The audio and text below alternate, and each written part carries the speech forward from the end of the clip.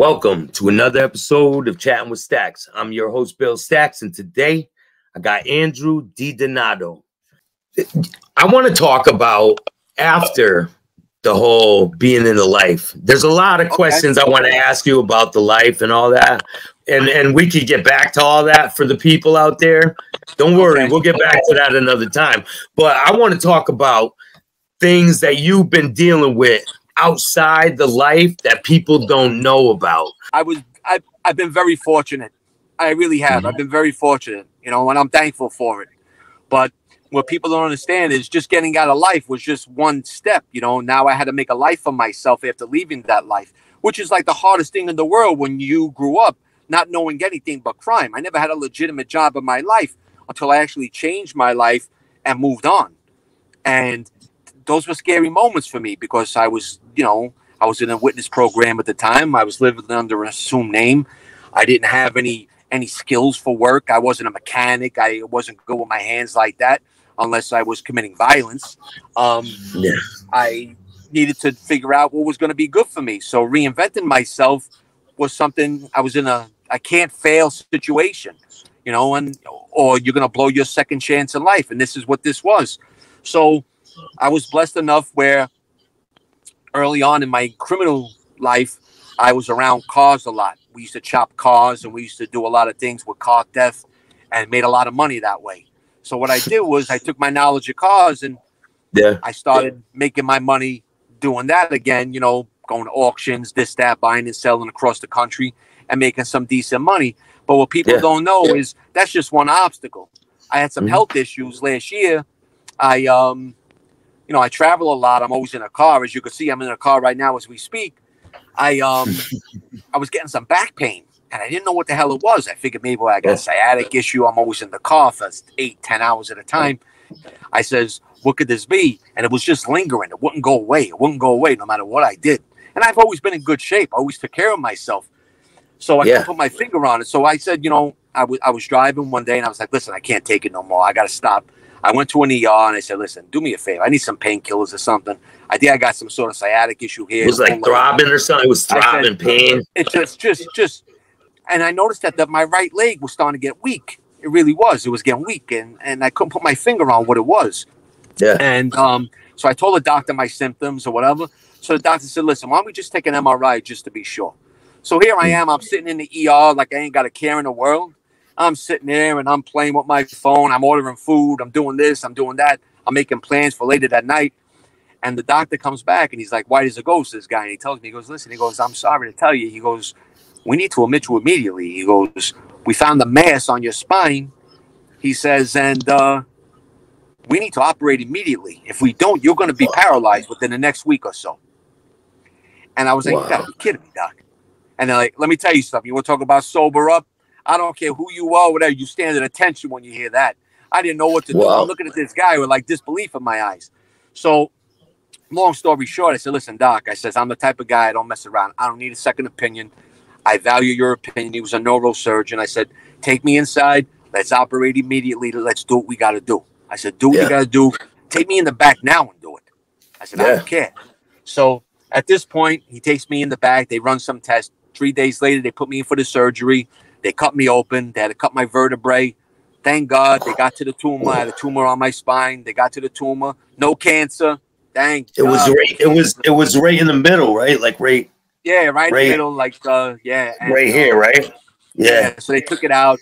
They had to put a rod in my back to strengthen the spine. I had like 190 stitches down my back. You know, wasn't a pretty sight, but I got through it. You know, I went to rehab. I did my thing, and now I'm 100% again. And now you wouldn't know. Talk to me. So now, from when you first heard when they told you got that on your back, how long until now? It was last June when I had the operation. I was laid up for about 8 months. You know, walking, but very tentative. I had a walker, go with a cane, strengthen up my leg a little bit, do what I got to do. But now I'm back to 100%. Now I could do whatever you could do, I could do. What did they tell you? Did they tell you the cause of that? I don't know if you could do what I do. No. I do all this.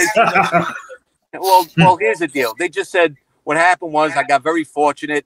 They says it happens. It's something that just happens. It just happens. Yeah. And it's just, you know, it's just the hand that you're dealt. So besides that life and overcoming that, this is another obstacle in my life. But you're prepared for some stuff like that when you face adversity on these other times in your life. And being a little lucky doesn't hurt either. And I was lucky. So, you know, the next man, they might not be so lucky. So, you know, I take it with a grain of salt. I'm as humble as can be, brother. I'll be honest with you. I don't mince words with that. So, you know, I don't sit here. I don't beat my chest. I'm very, very humble about it. You know, and I know that it could have been very easily gone the other way. Just like when I'm in the street. I did a lot of bad. You know, I was involved in a lot of violence and a lot of things. And I knew that it could have went bad then, where I could have been the one who lost his life, not my friend.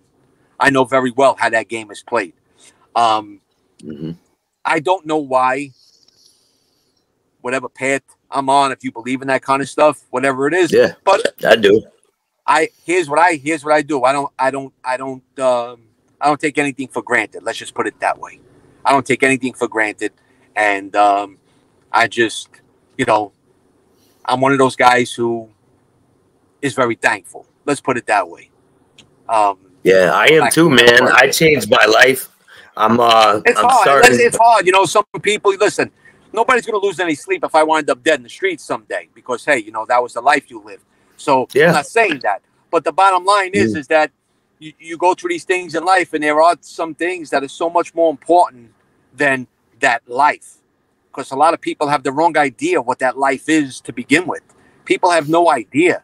You know, they think that there's this brotherhood, but it's not like that, brother. Maybe years and years ago, one time it was, but not what I've seen over the years. Over the years, I've seen some ugly things done between over money, guys getting killed over jealousy, you know, guys who women, right? Each other, people killing their own brothers, women, guys the guy goes to prison, other guys are looking to bang his wife.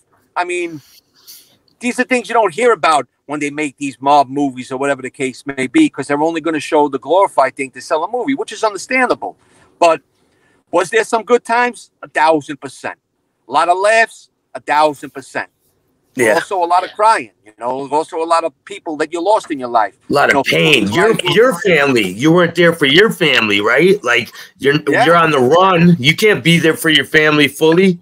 I lost all the best years of my son's life growing up. I can never repay him for that. There's things that I can never repay him for. Besides being on the run, I was incarcerated twice. I lost a lot of years of my life due to incarcerations. So there's a lot of things that touch on everybody's. Anytime that life touches somebody's life, it's always a negative thing. Nobody ever got touched by that life and said, "Oh my God, this is the best thing that ever happened to me." If you say that, you're a bumbling idiot. Do you think Carlo Gambino, before he died, said I had a good life before he died? I look at it this way, you know, maybe everybody chooses the life that they want to choose. Fine. I understand, me included. I understand that, you know, I think, you know, when you look at all of the success stories in organized crime settings, there's a lot more failures than success stories, because you give me your biggest organized crime, quote unquote, hero, and I'll show you a guy who's doing 100 years in prison, or a guy who was killed with a gun in his hand in the street, or whatever the case may be, and his son is without a father, his daughter's without a father, his wife is without a husband. These, you know, they got to be without their family members or whatever. It happens that way. And, you know, hey, listen, I cooperated with the government. I became what I was raised to be, what I was raised to hate. I became that person. And I struggled with it for a long time. I really was your family mad at you when you cooperated because did they agree with you or no? Well, let's put it this way. My family never agreed with me being involved in the life that I was involved with. They always wanted bigger and better things from me. But I was in the street my whole life. You know, I was around it my whole life. I had relatives of mine who, you know, were captains in the Genovese family, and I had, you know, we had friends in our family. Everybody was living off the fringes like that. Everybody knock around guys and people. I've been around gambling and stuff like this my whole existence. So to me, it was just the same as a guy who, his father teaches him how to, hammer nails into wood, and he becomes a carpenter when he gets older. For me, it was the same thing. That's what I'm trying to explain to people out there. That's what I'm trying to explain to the people that watch these shows, that people are grown up with this, and it's instilled into their being of who they are. Not only that, but in my neighborhood, the allure is big. In my neighborhood, the allure was very big. You had all of these guys around, and your friends are getting involved in these things, and next thing you know, you're committing more and more crime, and as you're getting older, your crimes are becoming more and more sophisticated, and you're doing these things, and you're noticing the guys that you used to hang around with when you were younger, there's only a handful of years now, because now all of these other guys who used to hang around when they were younger, dabbling in credit card fraud, and maybe duping a car, and altering tags on a car so they could drive a better vehicle. All of these guys now are all falling away, because they know that that's not the life for them. And then there's a few of us who are staying on, and they're staying loyal to Nikki, and they're making sure that this is the life that they're going to live. And I knew that I was one of those guys, that this was the life that I was going to live. And but I was an idealist, and I was looking at guys who I cared for very much as my brothers, and people that I would have did anything for. I really would have. I would have done anything for these guys. But as I started to learn more and more about the life, I've noticed that these guys wouldn't do anything for you. They wouldn't do everything for you. The same eyes. They were looking at me as competition. And here and then I started to see the writing on the wall that guys who I would have gave my life for were plotting my murder.